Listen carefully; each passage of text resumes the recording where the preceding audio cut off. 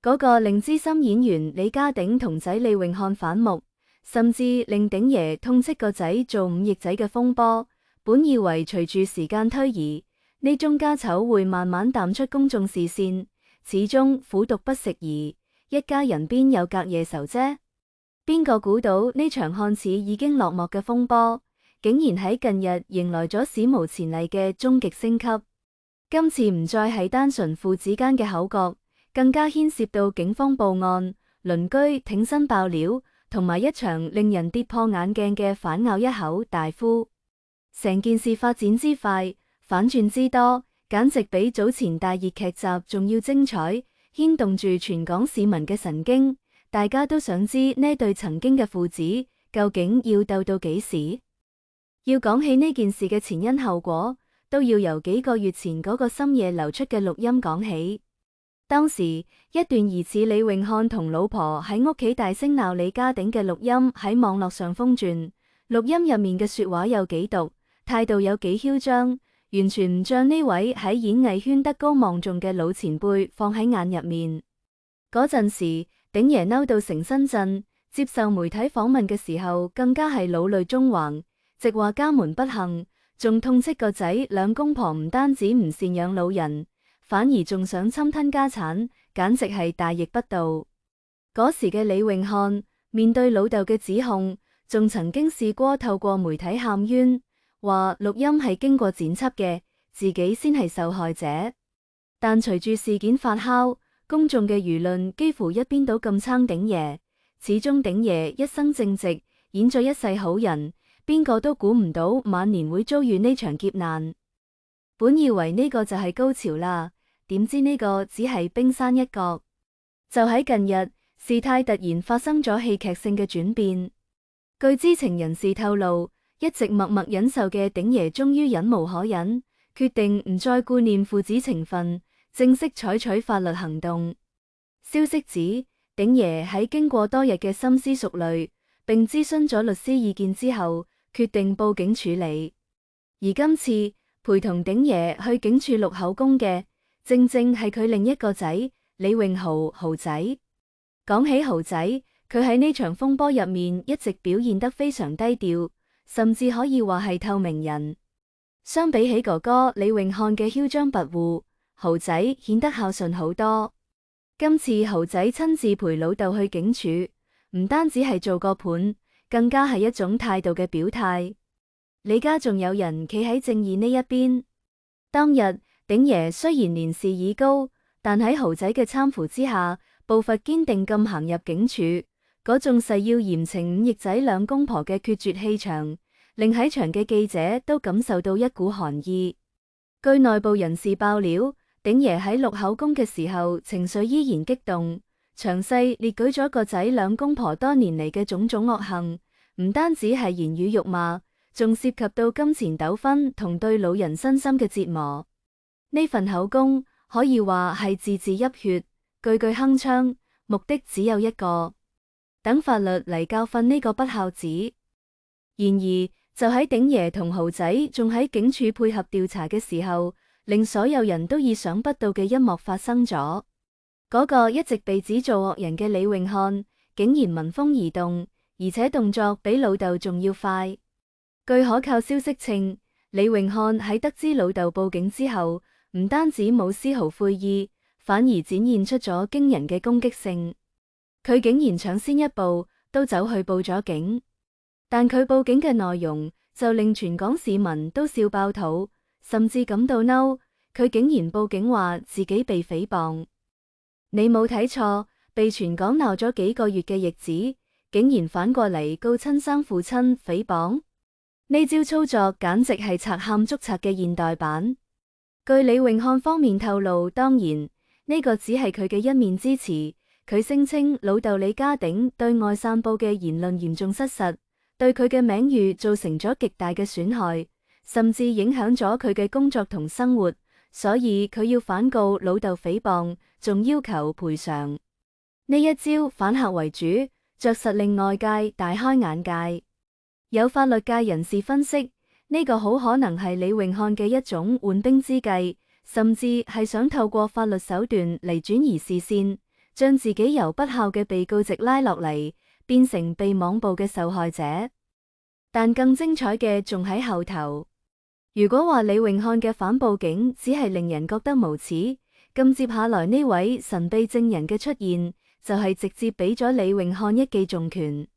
正所謂牆倒眾人推，但今次推牆嘅唔係路人，而係住喺佢哋隔籬嘅鄰居。據悉，呢位唔願透露姓名嘅鄰居，實在係睇唔過眼啊，終於挺身而出，向警方同媒體爆料咗李榮漢兩公婆喺屋企嘅更多惡行。呢位鄰居表示，佢哋住喺李家隔籬多年，經常聽到李家大吵大鬧，甚至有時半夜仲聽到跌嘢嘅聲音同老人嘅哀求聲。鄰居爆料指，李榮漢兩公婆唔單止對鼎爺態度惡劣，平時喺小區入面都係霸道慣咗，經常因為噪音同泊車問題同鄰里發生衝突，但每次都係鼎爺出嚟陪笑臉道歉。呢位鄰居更加透露咗一個驚人嘅細節，其實早喺錄音門爆發之前，李榮漢兩公婆就已經有過多次類似嘅行為，甚至曾經試過將鼎爺名下嘅物業進行抵押或者轉讓，但因為鼎爺發現得早，先至冇得逞。鄰居感嘆道：我哋做鄰居嘅都睇唔過眼啊！鼎爺咁好人，點解生咗個咁嘅仔？今次鼎爺報警，我哋都願意出庭作證。呢段爆料一出，瞬間喺網絡上引起咗軒然大波。原本仲有部分李中客試過為李榮漢洗地，話咩未知全貌，不予置評。但喺鄰居呢個鐵一般嘅證詞面前，嗰啲洗地嘅言論瞬間顯得蒼白無力。呢個簡直就係實錘中嘅實錘。李榮漢兩公婆喺鄰里間嘅形象瞬間崩塌，由富商兩公婆變成人人喊打腳霸。呢一連串嘅操作，令成個李家風波瞬間升級到戰爭級別。而家嘅局面變得非常微妙，而且充滿懸念。一邊係老父親李家鼎手握鄰居證詞，仔豪仔力挺，誓要將五翼仔送上法庭；另一邊係個仔李榮漢兩公婆反咬一口告老豆誹謗，試圖用法律武器進行最後嘅掙扎。呢場父子對簿公堂嘅大呼，恐怕真係要喺法庭上先至見分曉啦。其實李榮漢之所以咁囂張咁反報警，背後似乎仲有高人指點。據傳，李榮漢嘅老婆蕭基屋企有啲律師資源，佢哋一直喺度研究點樣鬆法律漏洞入面揾到突破口。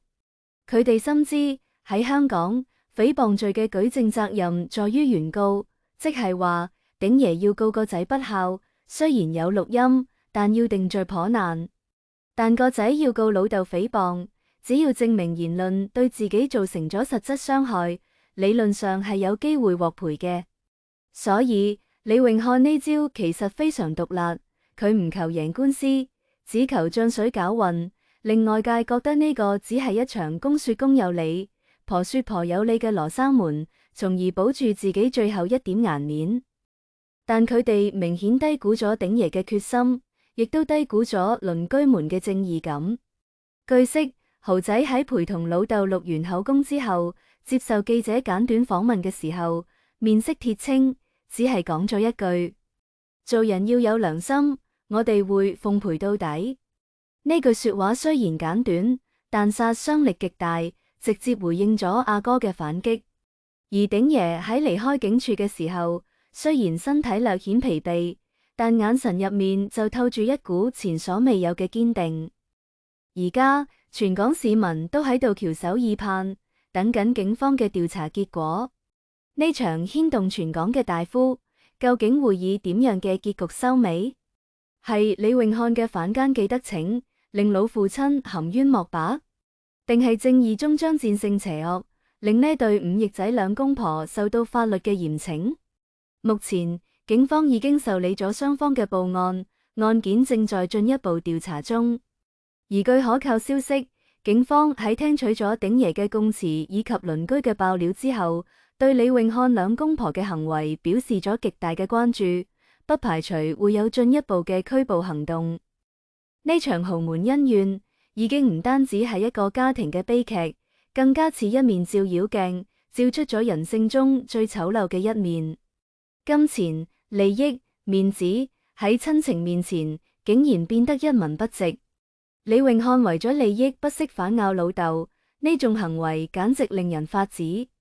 而我哋亦都不得不佩服鼎爺嘅勇氣，喺古稀之年仲可以為咗尊嚴同正義，同親生仔撕破面皮。至於嗰個一直匿喺背後嘅 Suki， 又會喺呢場風波入面扮演咩角色？佢會唔會成為壓垮駱駝嘅最後一根稻草？呢一切嘅謎底，或者好快就會揭曉。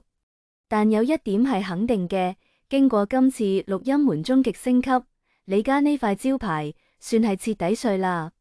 唔管最後法律點判，呢對父子嘅關係恐怕係再都回唔到從前啦。而對於我哋呢啲看客嚟講，呢場大夫教示咗我哋一個道理：喺呢個世界上最唔能夠直視嘅，除咗太陽，就係人心。等我哋繼續關注呢場風波嘅後續發展，睇睇呢場全港矚目嘅父子大戰，最終邊個會係嗰個輸得一敗塗地嘅人？始終群眾嘅眼睛係雪亮嘅，鄰居嘅證詞係鐵證如山嘅，而法律終究係公正嘅。李永漢，你嘅反報警大夫真係演得落去嗎？我哋拭目以待。